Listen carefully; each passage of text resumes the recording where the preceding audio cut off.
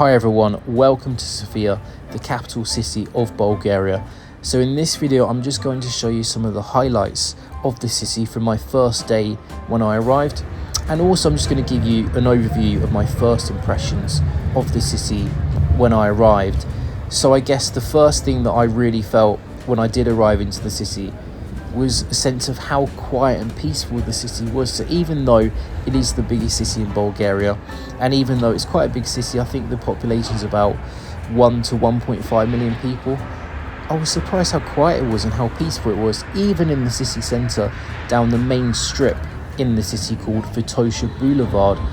Even though there are a lot of people about, and even though it's quite busy, it was really quiet. People were very quiet, very peaceful, it was very relaxed. So that was the big shock that I felt when I arrived into the city, because I was expecting it to be quite loud and, you know, a standard capital city with hustle and bustle, but it really isn't. It was really relaxed, really peaceful, not really what I was expecting at all. So that was kind of the first impression I got. But I really quickly want to give a big shout out to Safety Wing. Safety Wing provide insurance specifically for travellers working abroad and digital nomads. It is so important you have insurance because accidents can happen when you're travelling. You can fall ill, there may be medical bills that you have to pay, and Safety Wing protects you. So Safety Wing is accessible anywhere in the world. You can purchase it wherever you are in the world. Click on the description, click on the top link and check out Safety Wing. I really do recommend them. But as you can see here, you do have some really grand architecture in the city, lots of grand buildings, grand structures, but you also have some kind of brutalist communist architecture mixed in as well. So it's definitely a very interesting city to walk around, have a look at, soak in the atmosphere, soak in the architecture, and probably the most iconic, famous landmark and structure in the city is the Alexander Nevsky Orthodox Cathedral. You absolutely need to check it out if you are coming to Sofia, because it is incredible. And in fact, I've actually got a video coming very soon on the Alexander Nevsky Cathedral. So definitely please make sure you subscribe to the channel, because you'll get to see that video very soon. And also please do subscribe, because it does really help the channel out. So I've reached 750 subscribers now. I'm really happy with that. So thank you so much to all of you guys who have subscribed to the channel. But if you haven't, please do make sure you click the subscribe button. It really does help me out and give you a chance to see some of my future videos as well. As I said, I've got more Sofia videos coming very soon. I've also got some videos on Thessaloniki in Greece coming soon as well. I've got some London videos. I've got some comparison city videos as well that I'm going to do very soon. So I've got lots of ideas and content which is going to be coming soon to the channel. So please do make sure you subscribe, and please do make sure you hit the like button as well, because that really helps too. And also if you click the notification bell, that also does help the channel out as well. I really do appreciate it. So do make sure you click like and click subscribe, and also the notification bell too. Now, just some tourist information about Sofia and Bulgaria in general. So Bulgaria doesn't use the euro. It's really important to know that. Bulgaria uses the Bulgarian leva. That is their own currency. It's roughly about 2 leva is equal to 1 euro. That's roughly the conversion rate at the moment in 2023. So Bulgaria is also in the European Union, but it's not currently at this moment in time in the Schengen passport-free area. But in 2024 it will be. So currently in November 2023 when I'm recording this, Bulgaria is still not in the Schengen area, but in 2024 it will be in the Schengen area. So do be aware of that, because if you are coming from the States or somewhere outside of Europe, do be aware that currently in November and December 2023 it's not in Schengen, but after 2023 and 2024 Bulgaria will be joining Schengen. Now, in terms of prices, how affordable Bulgaria is, how affordable Sofia is, it is one of the cheaper countries in Europe. It's not the cheapest country in Europe. It's not overly expensive as well. So it's definitely one of the more affordable countries in Europe to come and visit. And it's probably one of the cheapest countries in the European Union, but it's certainly not the cheapest country in the continent of Europe. There are definitely cheaper places like Albania, for example.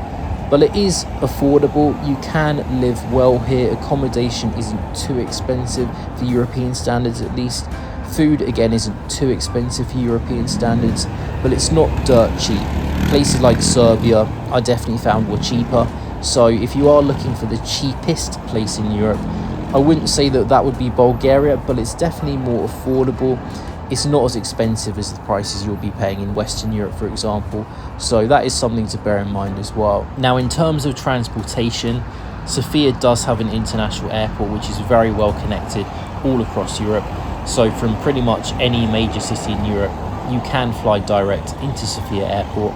And also the airport is connected by the Sofia metro system, so you can take a metro directly from the airport into the city centre. I always personally do that if there is a metro system in a city. So when I'm travelling abroad, if a city does have a metro system, I personally always take the metro into the city centre from the airport, because it's normally the cheapest option, it's normally hassle-free, there's no scams to worry about. So personally I would recommend that. But I didn't actually fly into Sofia airport, I actually took a bus from Thessaloniki in Greece. Sofia is really well connected internationally by bus as well. You can get buses from Romania, buses from Serbia, buses from Greece, buses from Turkey. It's really well connected by both bus and by airport as well.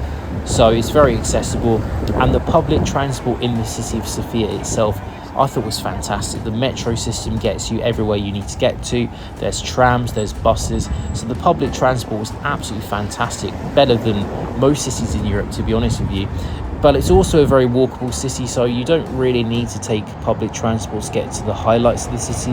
But if you do, you can. There's metros, trams, buses, again, everything you could possibly imagine. Now, if you are going to come to Bulgaria, I do recommend you check out Sofia, because it is the capital city, it is the biggest city. As I said before, you can check out the Alexander Nevsky Cathedral, really is stunning to check out. You can walk down Vitosha Boulevard, the main shopping street. But also, I really do recommend that you try and check out Plovdiv. Plovdiv is the second largest city in Bulgaria, and personally, I did actually prefer Plovdiv over Sofia, personally speaking. I just felt Plovdiv was a lovely city, chilled as well, very quiet as well, very peaceful, but beautiful architecture, cobbled streets, nice food, and a little bit cheaper than Sofia as well. So personally, I actually did prefer Plovdiv. So if you do have time, I do recommend you check out Plovdiv, the second largest city in Bulgaria. If you want to, you can take a day trip from Sofia. You can take the train from Sofia Central train station. It's about a 2.5 hour train journey. So you can take a day trip from Sofia if you want to down to Plovdiv. I personally would recommend that you stay overnight in Plovdiv, because I really did enjoy the city. But if you take a day trip, that's fine as well. I'd recommend that. Overall, yes, I would say that Plovdiv and Sofia are both very relaxed cities. If you do like your relaxed, chilled cities, I'd definitely recommend these two cities. But if you do prefer hustle and bustle and lively cities, to be honest, I don't think either Sofia or Plovdiv are that great for that, because they are much more quiet. So if you have been to Bulgaria before, and if you have been to Sofia, please do drop a comment in the comment section and let me know your opinion on the city. Did you like visiting? Would you return to Sofia? Did you like the ambience? Did you like the chilled atmosphere? Or would you prefer to be in a city with a bit more hustle and bustle? So do drop a comment, tell me your opinion on the city. Or maybe you're from Sofia, maybe you live in Sofia. Again, do drop a comment in the comment section. Just tell me your views on the city, whether you like living there, whether you like visiting, and also, again, whether you would return to the city if you had a chance to. Now, a big question that many tourists will ask is Bulgaria safe, and is Sofia safe? So again, I've actually got a video coming very, very soon on safety in Sofia and whether Sofia is safe. So definitely stay tuned to the channel, definitely subscribe, because I'm going to release that video very, very soon.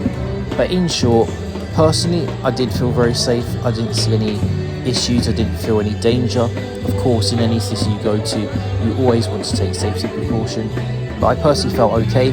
But I will be releasing a full video on that very, very soon. So again, make sure you click that subscribe button, because you'll get to see that video very soon. So here we've actually got the National Theatre, really lovely building as you can see here. And you also had these people like dancing around and singing Bulgarian songs. I don't know what they were singing and dancing about, but if you do know what they were singing and dancing about, do drop a comment in the comment section. Do let me know, because obviously I don't unfortunately don't understand Bulgarian, so do drop a comment in the comment section and let me know what that singing and dancing was all about. And another big question that lots of tourists ask is whether people in Sofia, whether people in Bulgaria can speak English.